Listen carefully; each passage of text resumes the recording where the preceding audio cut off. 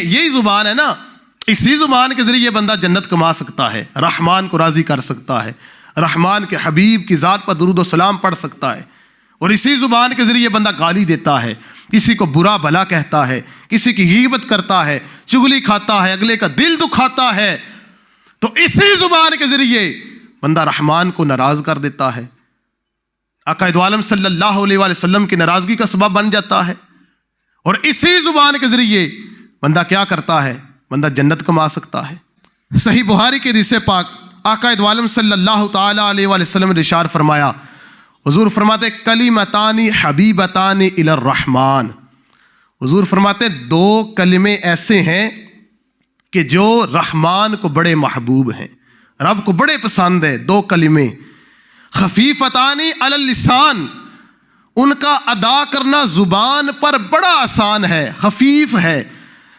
وہ زبان پر بڑی جلدی ادا ہوتے ہیں۔ جب رب ان کو اعمال کو ایک شکل عطا فرمائے گا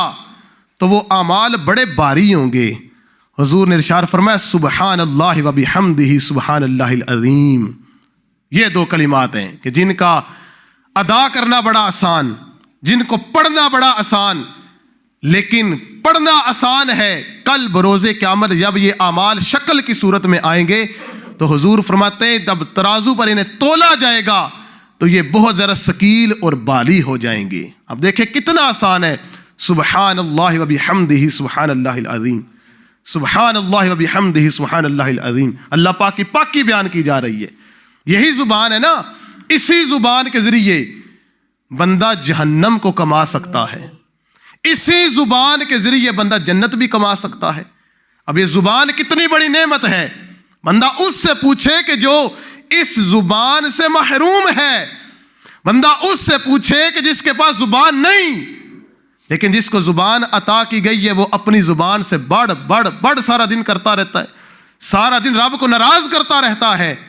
حالانکہ اسی حوالے سے، انہی کلمات کے حوالے سے صحیح بخاری کے اندر بھی حدیث پاک موجود ہے۔ آقا دو عالم صلی اللہ تعالی علیہ وآلہ وسلم نے ارشاد فرمایا، حضرت ابو ہریرہ اس حدیث پاک کے راوی ہیں، حضور فرماتے ہیں من قال سبحان اللہ و بحمدہ فی یوم مئۃ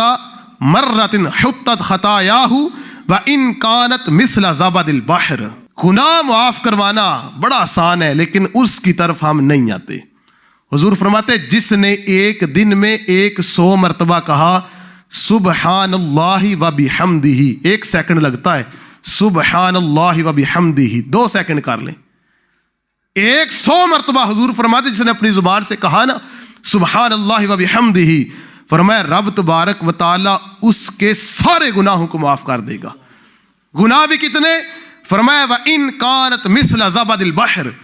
فرمایا کہ اگر اس کے گناہ کتنے ہیں، فرمایا اگرچہ اس کے گناہ سمندر کی جاگ کے برابر ہیں، یعنی مطلب یہ کہ اس کے بہت زیادہ گناہ ہے، گناہوں کی دلدل میں دھنسا ہوا ہے، لیکن 100 مرتبہ کہتا ہے سبحان اللہ و بحمدہ۔ رب کو یہ کلمات کتنے پسند؟ حضور فرماتے ہیں رب تبارک و تعالی ان 100 کی وجہ سے رب اس کے تمام گناہوں کو معاف کر دیتا ہے۔